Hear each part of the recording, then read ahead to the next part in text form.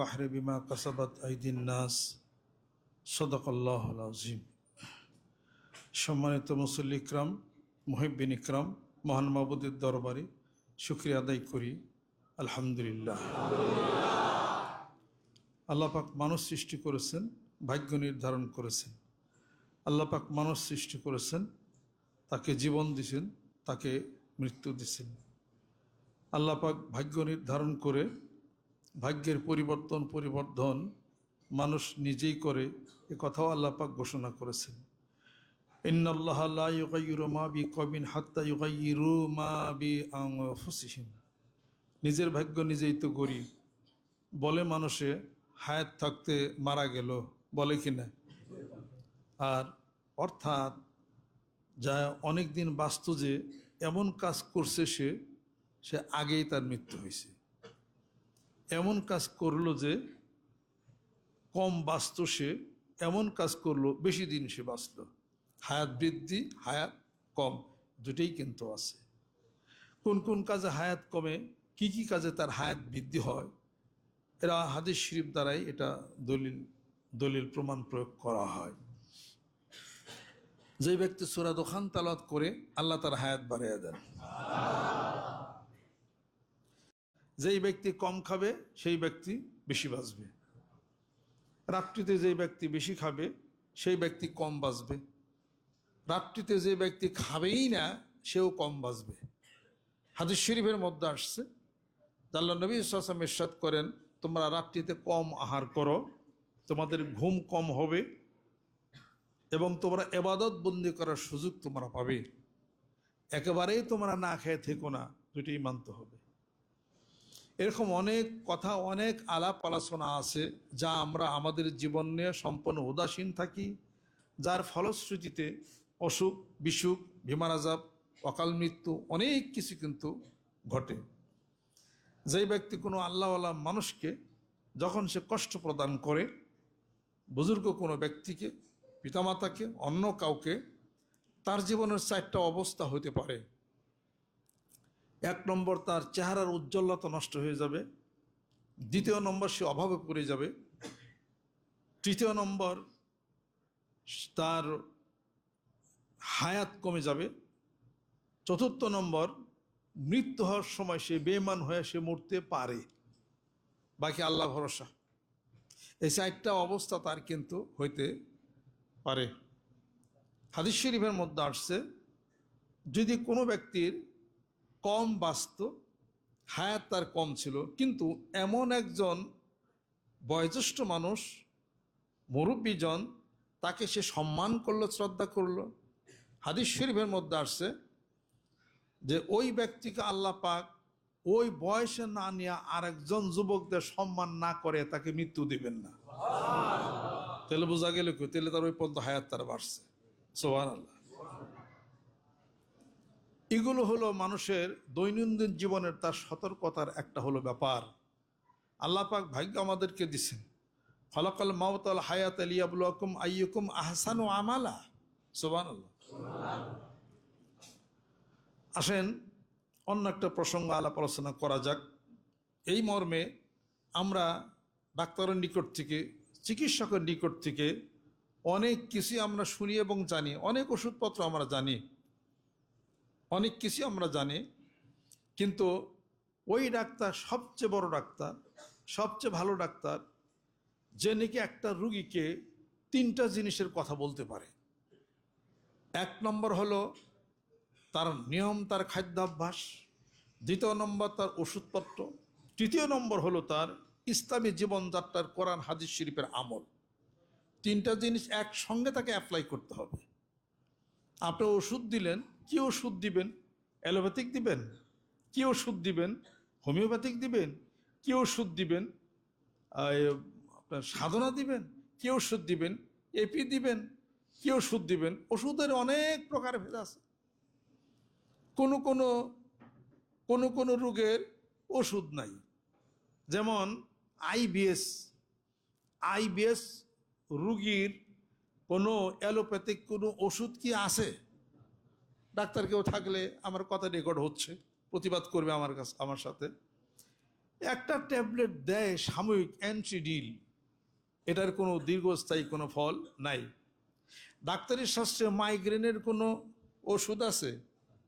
আছে, প্রোপানল, মাইগ্রেনিল, ইনডেভার। এগুলা খাইলে কি সারে? ডাক্তারি শাস্ত্রে এই টিউমারের কি ওষুধ আছে? নাই। তাহলে কি করে তারা? বলে সার্জারি, কেটে ফেলাই দাও। ডাক্তারের শাস্ত্রে আপনার এই যে সাইনাসের কোনো ওষুধ আছে? দেয়, সারে না। লক্ষ টাকা ব্যয় করেন, সাইনাসের প্রবলেম থেকেই যায়, আইবিএস এর সমস্যা থেকেই যায়। তাহলে চিকিৎসার ধরন কোথায়? তাহলে বোঝা গেলে অ্যালোপ্যাথিকের চিকিৎসা ভালো হবে না, আপনাকে যাইতে হবে হোমিওপ্যাথিকে। হ্যানিম্যান বলছে, treat the patient not the disease. চিকিৎসা করো না, রোগীর চিকিৎসা করো। কি কারণে মাইগ্রেন হইলো তার চিকিৎসা করো, মাইগ্রেন হয়ে যাবে। আজকে তো বহু ওষুধপত্র বের হয়ে গেছে। ডিলেটা বের হয়েছে, ডিলটিলিজাম বের হয়েছে, কার্ডিজিম বের হয়েছে, এরপর প্রনর বের হয়েছে, ইপটোইন বের হয়েছে, অ্যালার্জিমালশন বের হয়েছে, ডিকান্স ডেমিয়ান দ্য পিল বের হয়েছে, ইউনিকন্টেন বের হয়েছে, সেরিটার বের হয়েছে, অ্যামিলিফাইনার বের হয়েছে, অ্যামিলিফাইনার রিটার বের হয়েছে, থ্যাংলেট বের হয়েছে। কত ধরনের ওষুধ বাজারে পাওয়া যাবে, বিভিন্ন ধরনের ওষুধ। ওষুধ খাইতে খাইতে ওষুধে মানুষে খাইলো, কথা ঠিক কিনা? ওষুধ খাইতে খাইতে ওষুধই মানুষ খালো, অজ্ঞা শয়তান নষ্ট হইলো, শরীরের রেজিস্ট্যান্স তার এসে গেল। এখন আর ওইটা না খাইলে গ্যাস্ট্রিকের কোনো ওষুধ অ্যালোপ্যাথিক আছে? আছে, ইসোনিপ্রাজল আছে, ওমিপ্রাজল আছে, ইসোনেক্স আছে, তারপরে আপনার ওই যে ব্যাক্সপ্রো আছে, তারপরে পেন্টোনেক্স আছে, পেন্টোবেক্স আছে, পেন্টোপ্রাজল আছে, এগুলো আছে, সার্জেল আছে, এগুলো আছে। এগুলাই কি গ্যাস্ট্রিক সারে? তার প্রমাণ কি? ডাক্তারের কাছে গেছেন, ডাক্তার সাহেব অনেক দিন তো ম্যাক্সপ্রো খাইলাম, এখন একটা কাজ করেন, বহুদিন খাইছেন তো, এখন সার্জেল খান, বলেন না ডাক্তার? অথবা বলে সার্জেল অনেকদিন খাইছেন, এখন আবার অমুকটা খান। বোঝা গেল যে ওটাই কাজ হচ্ছে না, ওইটাই কাজ হবে। ওটাই যখন কাজ হবে না ডাক্তার সাহেব, তখন কি করবেন? তখন কোনটা দিবেন? তার মানে কি জীবনভর খালি খাইবেনি? তাহলে বোঝা গেল অ্যালোপ্যাথিকে গ্যাস্ট্রিকের ওষুধের চিকিৎসার সঠিক ধরন না। গ্যাস্ট্রিকের ওষুধের চিকিৎসা হলো অবশ্যই নিয়ম পালন করতে হবে, হাদিস শরীফ মানতে হবে, হোমিও ওষুধ খাইতে হবে, তবেই তার গ্যাস্ট্রিক সারবে। কি খাইতে হবে? আল্লাহ নবী সাল্লাল্লাহু আলাইহি ওয়াসাল্লাম বলেন, তোমরা যখন খাবার খাও, মায়ের বুকের দুধ কি তোমরা খাও না? খাই। তাহলে পরে এমন করে তোমরা খাবারটাকে চাবিয়ে নিঃশেষ করে চুইসায় চুইসা তোমরা খাইবে। সুবহানাল্লাহ। তোমরা যখন খাবার খাও, খাবার আগে পানি খাও, গ্যাস্ট্রিক থাকবে না। তোমরা যখন খাবার খাও, পেটটাকে 3 অংশে ভাগ করে খাও, অল্প খাও, ক্ষুধা লাগলে খাও। সুবহানাল্লাহ। এইগুলো হাদিস শরীফ মানেন, গ্যাস্ট্রিক থাকবে না। আমি আপনি কি করি, বাসনের মধ্যে ভাত নিয়ে একটু তরকারি নিয়ে একটুখানি এই দিয়ে সেরে মুখে খালি কোন রকম চাবাই খায়, খালি গিলে খালি। আপনার গ্যাস্ট্রিক হবে না? গ্যাস্ট্রিক গিয়ে দিল্লির মানুষের। আমি একজনের খবর জানি, উনি ওনারে নিয়ে দিছে এত বড় এক গামলায় ভাত, কৃষ্ণ দিয়া, তাতে খেয়াল করলেন 3 জনের ভাত হবে এখানে। তা আসছে ওই ওই ইরি দানের বোঝা নিয়ে কামলা ছিল ওখানে। পরে আমি বললাম যে এই ভাত কি আপনি খাবেন? কয় আমি তো খাবো, খাওয়া পইরে গেছে, এখন খাওয়া পইরে গেছে, মোটামুটি 3 জনের খাবার খাবে। আমাকে সত্যি কি আপনি খাবেন? কামলা কয়জন? কয় আমি তো আল্লাহ। পরে সেটা আমার সামনে খেলো, অবাক হয়ে গেলাম। আমাকে এতটি খাইলেন? কয় খাওয়া তো পইরে গেছে। খাওয়া পইরে গেছে, 3 জনের খাবার খাইছে। বছর 3-4 পরে ওনার সঙ্গে আমার দেখা, দেখি কি একটা বোতল হাতে নেয় খাড়া রয়েছে। আমাকে কি মনে করে? কয় দুলামি একটু একটু ফুবাজান রে, চাষা যান একটু ডাক দেন, তাই সব একটু ডাক দেন। কাকার কথা বলতেছে। আমাকে কে? কই যে লাল ওষুধ একটু নেবো। আর হে কাল তো নাই আমার, সারাদিন পরে 1 মুঠ খাই। কে অত খাওয়া খাইছ, এখন 1 মুঠ খাও কে? তার মানে খাইতে খাইতে খাওয়া ওরে খাই আলিস। কত ঠিক কিনা কন? আর যদি আপনি গ্যাস্ট্রিকের ওষুধ সারাইবে চান, তো অবশ্যই আপনি হোমিও খান, গ্যাস্ট্রোবিন প্লাস খান অথবা গ্যাস্ট্রোবিন খান, গ্যাস্ট্রোবিন প্লাস খান, এটা খান। রাত্রিতে নাচবম খান, আদার রস খান, পানি খান, ভাত খোঁজ সাবিয়া খান, দুপুরে খায়া রেস্ট নেন, হাদিস শরীফ মানেন, আর বিকালে হাঁটেন, রাত্রিতে হাঁটেন, অল্প আহার করেন, পানি খান বেশি বেশি, সারবে। তা বাদ দিতে এটা খাই ওটা খাই, আবার একটা গ্যাস্ট্রিক ওষুধ খায়, জীবনও কোনদিন গ্যাস্ট্রিক ওষুধ সারবে না। এই চিকিৎসাপত্রের ধরন আমাদের দেশের ডাক্তাররা এই ধরন তারা অনেকেই জানে না, অনেকেই জানে অনেকেই জানে না। নিয়ম একটা, নিয়ম পালন করতে হবে, কি ওষুধ দিবেন তা দিতে হবে, আইডেন্টিফাই করতে হবে, সাথে হাদিস শরীফ কোরআন শরীফ ফলো করতে হবে, যেরকম সুবহানাল্লাহ, তবেই সুস্থ থাকা সম্ভব। দেহ অসুস্থ হয়ে গেছে, মন অসুস্থ হয়ে গেছে, অন্তর অসুস্থ হয়ে গেছে, সমাজ অসুস্থ হয়ে গেছে, মারামারি কাটাকাটি হানাহানি রক্তপাত, সবই তো আমরা অসুস্থ মানুষ। স্বামী স্ত্রী ঝগড়া লাগে না, তাহলে খুব সুস্থ আছেন, তাই না? পারিবারিক অসুস্থ আপনি। এরপরে কি জানি কয় কয় ভিতরে ভাল লাগে না, তাহলে বোঝা গেল অন্তর অসুস্থ হয়ে গেছে।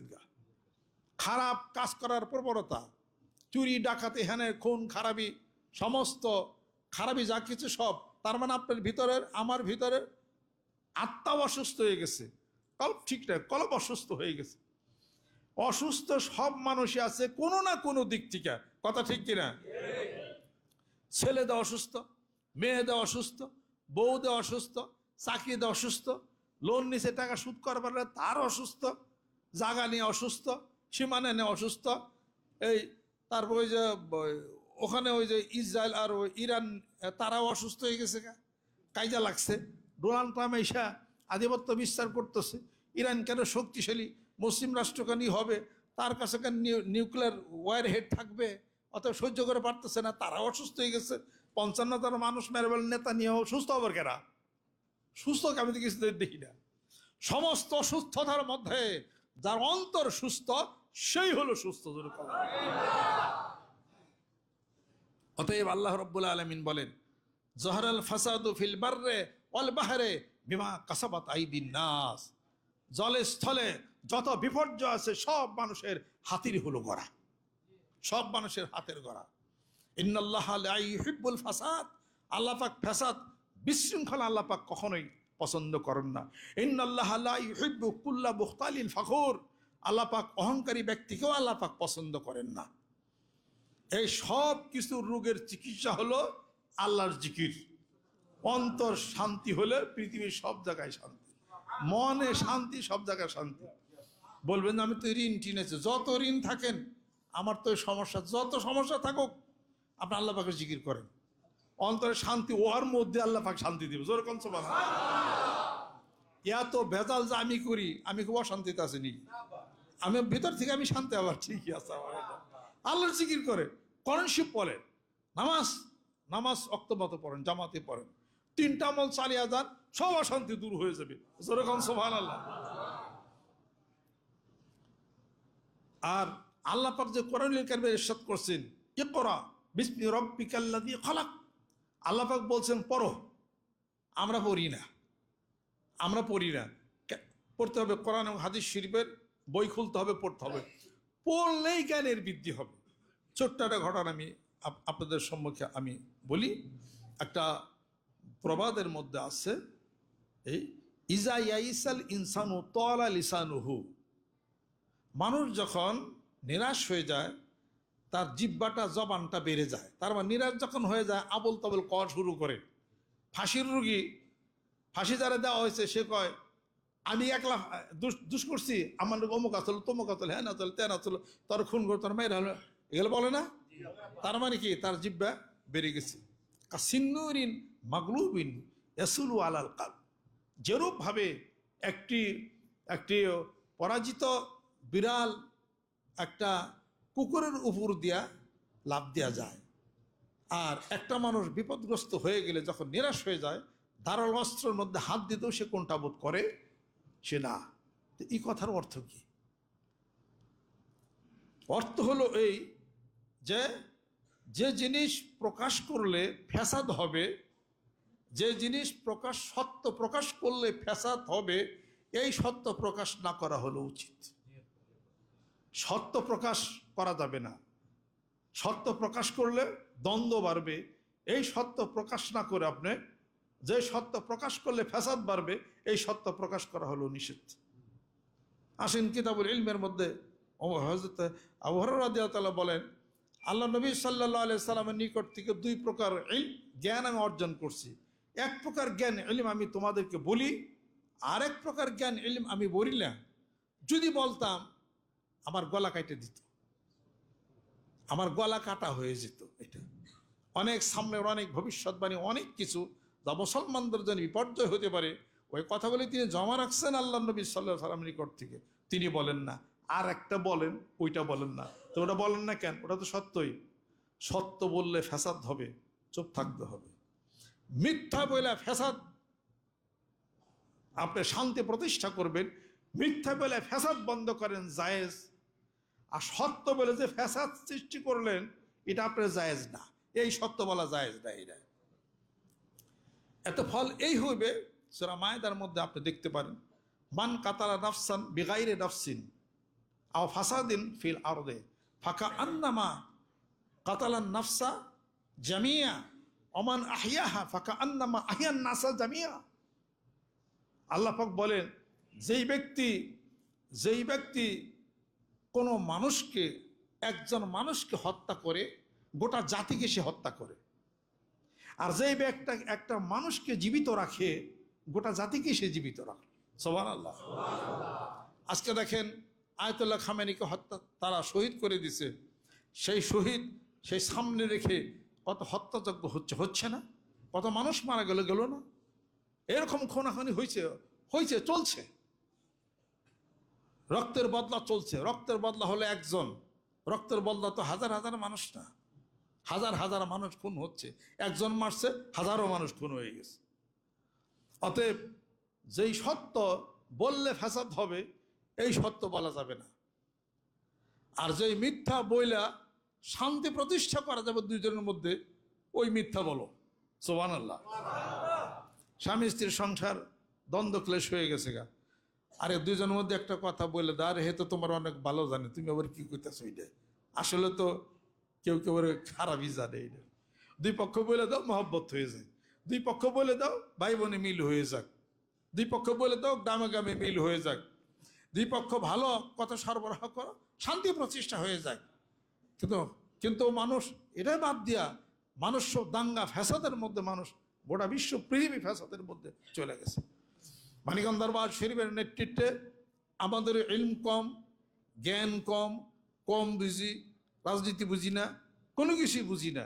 আমরা বুঝি আত্মার সাধনা, আত্মশুদ্ধি বুঝি। কলবে যখন মানুষের ক্ষুধা লাগে, এই দেহে খাবার যদি না দেয়, তাহলে মানুষ বিকলাঙ্গ হয়ে যাবে, মারা যাবে। আর যখন আত্মার খোরাক যখন দেবে না, তখন এই আত্মাটাও মারা যাবে। তো এই আত্মা যদি মারা যায়, মানুষ অনাত্মীয় কাজগুলো শুরু করে দিবে, মারামারি, কাটাকাটি, হানাহানি সব শুরু করে দিবে। আল্লাহর জিকির যখন পড়বে, এই আলো যখন তার কলবের মধ্যে যখন তার আসবে, সে তখন আর অন্যায় অপরাধ তখন আর সে করবে না। সেই জন্য জিকিরের ব্যবস্থা।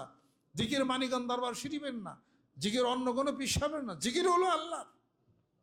জিকির আল্লাহ পাক, আল্লাহ পাক সূরা বনী ইসরাঈলের মধ্যে তো আল্লাহ পাক শেষের দিকে ঘোষণা করেছেন, কুলুল্লাহ আবিদুর রহমানা।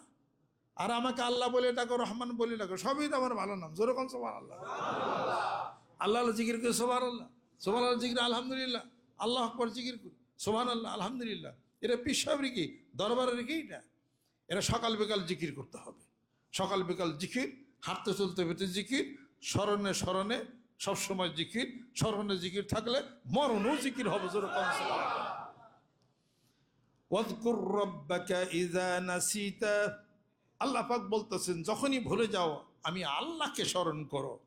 ওয়াবুদ রাব্বাকা হাত্তা ইয়াতিয়াকাল ইয়াকিন, মৃত্যু বহি পর্যন্ত আমার ইবাদত বন্দেগীর মধ্যে মশগুল হয়ে যাও।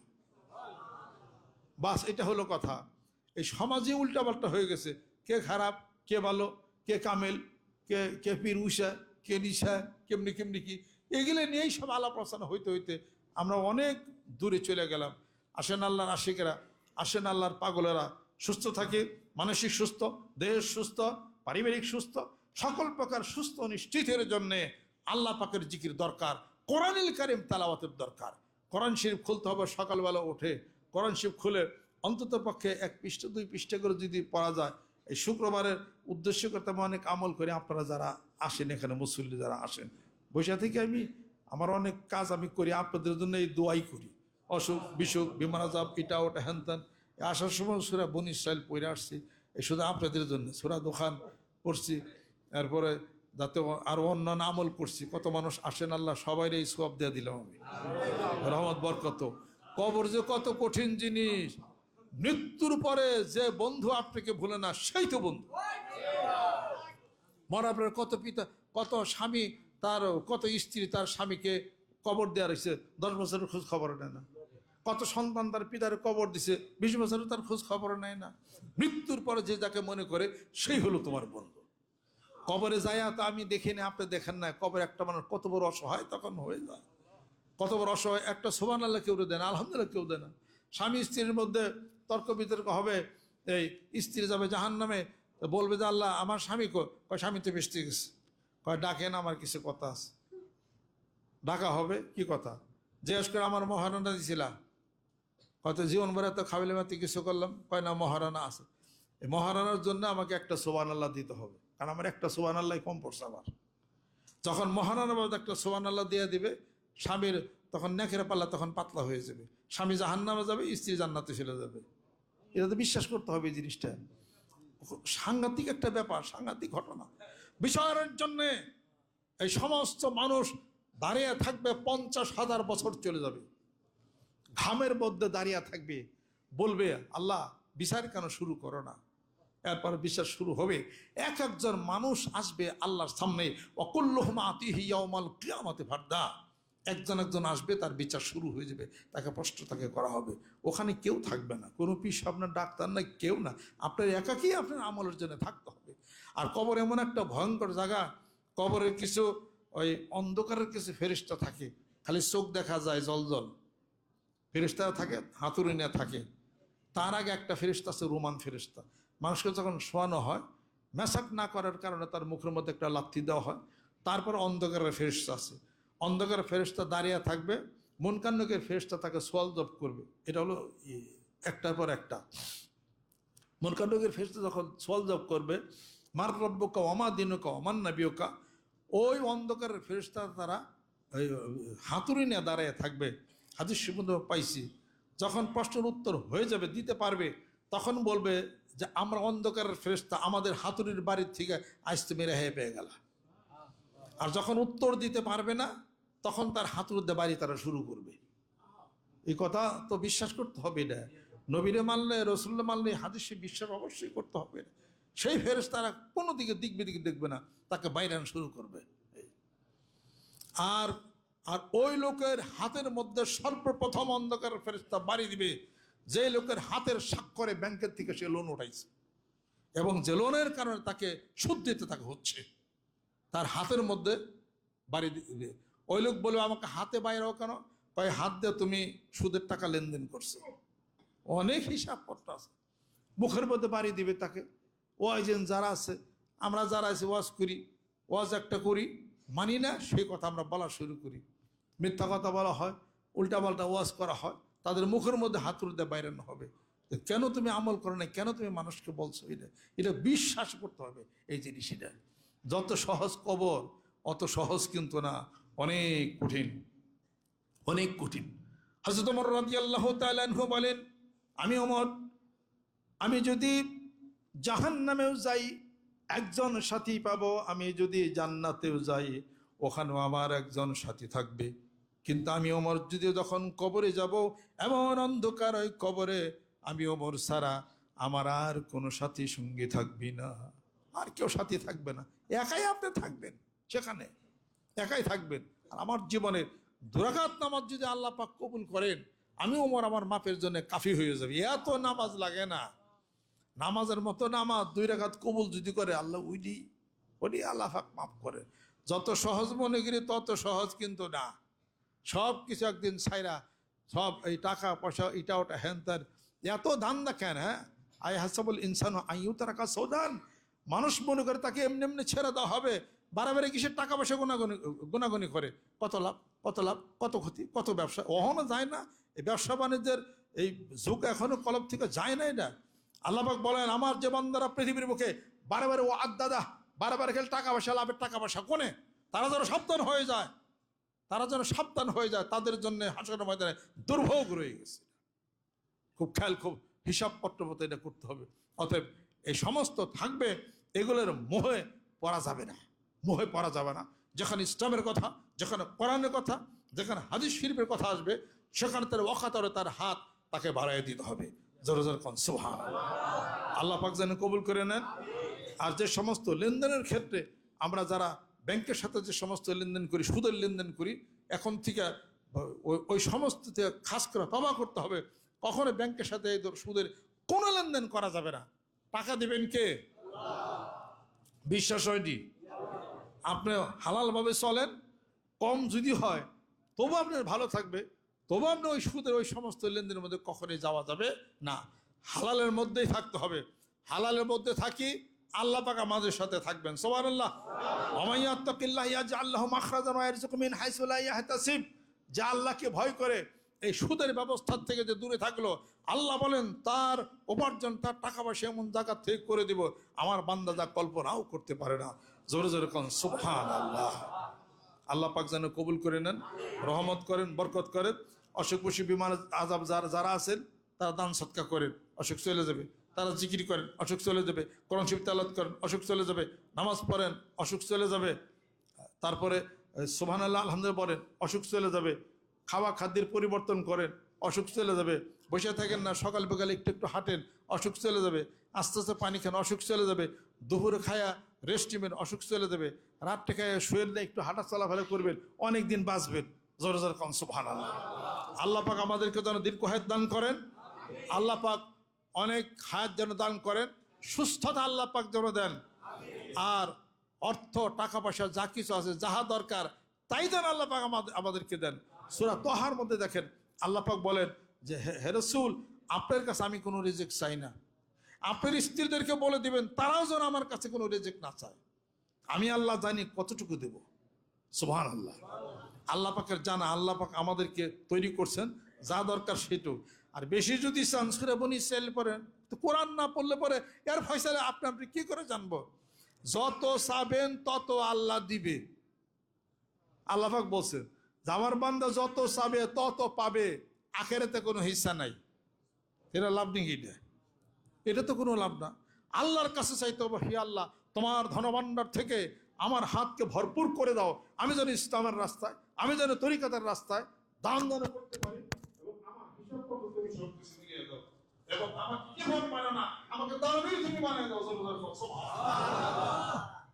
এই দোয়া করে আল্লাহ পাক যেন কবুল করে নেন, রহমত করেন, বরকত আল্লাহ পাক যেন নাজিল আল্লাহ পাক যেন করে নেন। আস্তাগফিরুল্লাহ। বিশ্ব ইজতেমা আমাদের এখন থেকে কাজ শুরু করতে হবে। ডিসেম্বরের 23, 24, 25 তারিখ ডেট করা হয়েছে। আগামী মানিকগঞ্জে আমাদের এই ইজতেমা, যারা তরিকতের বিশ্ব ইজতেমা, তরিকতের বিশ্ব ইজতেমা, এটা বলতে হবে। এটা এখন থেকে আপনারা সকলে মানসিক প্রস্তুতি নেন, রেডি হয়ে যান। একবারে ঘোষণা করছে, আর কিছু করার দরকার নাই। কে আমি বিশ্বাস করি আমার হলো জানাইয়ে দেওয়া খালি। আল্লাহ পাক বলেন তার রাসূল ওয়ামা আলাইনা ইল্লাল বালাগ লাস্তা আলাইহিম মুসাইতির ফালা আল্লাকা বাকিন নাফসাকা। হে রাসূল, আপনার জীবনটাকে শেষ করবেন তাদের জন্য, আপনি খালি পৌঁছাইয়া দেন, আপনি খালি বলিয়া দেন, বলে দিছে আমার দায়িত্ব শেষ। কেরা দিবেন কি করবেন না আপনার ব্যাপার, ওটা আমি মনে হয় চিন্তাই করি না। ইনশাআল্লাহ তাআলা দুর্বার গতিতে কাজ হচ্ছে, কাজ হবে ইনশাআল্লাহ তাআলা। যে আল্লাহ পাক আমাকে সৃষ্টি করেছেন, আমার যা দায়িত্ব কর্তব্য বলে দেওয়া, বাদ বাকি কাজ আমি তো চুপ করে থাকি নাই। এমন একটা কাজ বাকি আছে, এটা দেখান তো আপনারা, দেখি কোনো কাজ বাকি নাই, কাজ চলছে। কি দিবেন না দেবেন সেগুলো আলাদা কথা। 13 তো বিশাল কাজ করছি, কাজ চলছে না। কয় টাকা দিয়েছেন আপনারা? কয় লাখ টাকা দিয়েছেন? কোন কাজ হলো কেমনি করে? হবে ইনশাআল্লাহ তাআলা। একাই নামছে মাঠে ইনশাআল্লাহ তাআলা। আপনারা মহব্বত করেন, ভালোবাসেন, যে যতটুকু পানিতে নামেন ওই পর্যন্ত পানিতে তারা কাজ চলবে, কাজ বন্ধ হবে না ইনশাআল্লাহ তাআলা। ওই সাহস নিয়েই নামছি, একটা ঘটনা ঘটবে বাংলার জমিনের বুকে ইনশাআল্লাহ তাআলা। আল্লাহ পাক যেন কবুল করে নেন, রহমত করেন, বরকত আল্লাহ পাক যেন নাজিল করে দেন।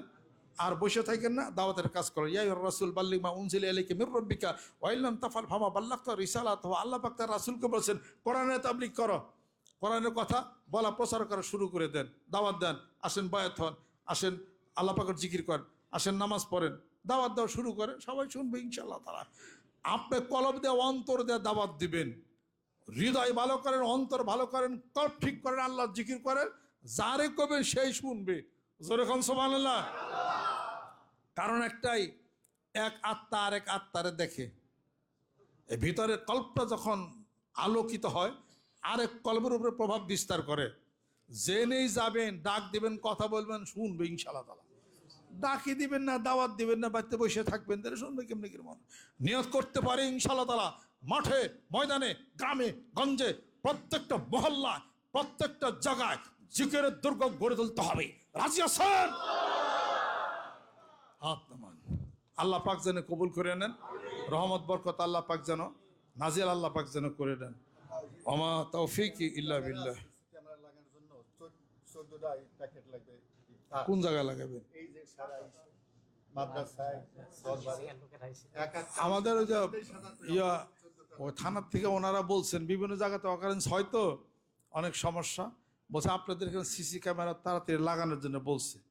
14টা সিসি ক্যামেরা লাগবো মাদ্রাসার জন্য। এইটা এই যারা যারা পারেন একটা করে সিসি ক্যামেরা আপনারা দিতে পারেন। কত করে দাম? 23,000 টাকা করে লিড সহ এক একটা। এক একটা 23,000 টাকা। লিড সহ 23,000 না, আপনার ক্যামেরা ট্যামেরা সব নিয়ে আইছে, তার সার্ভিসিং আর তারের ইয়ার কাজটা লাগে। ও তো একটা সিসি ক্যামেরা বোধ হয় 2,000 করে। 6-7 হাজার। হ্যাঁ 28,000-3,000 এরকম একটা সিসি ক্যামেরা। 28,000-3,000 টাকা একটা সিসি ক্যামেরা এদিকে লাগানোর দরকার। যারা ভালো মনে করেন দিন, আর যারা পারবেন না চিন্তা করেন, আমি তো আছি ইনশাআল্লাহ তাআলা, আল্লাহ পাক তো আছে, হবে। ফারুক ভাই আইছে। ফারুক হ্যাঁ মোটামুটি সেটিং সহকারে 5,000 একটা ক্যামেরা আর কি দেবেন। 5,000 আলহামদুলিল্লাহ। হারেস ডোয়েল 5,000 আলহামদুলিল্লাহ। আমাদের ফারুক একটা দিছে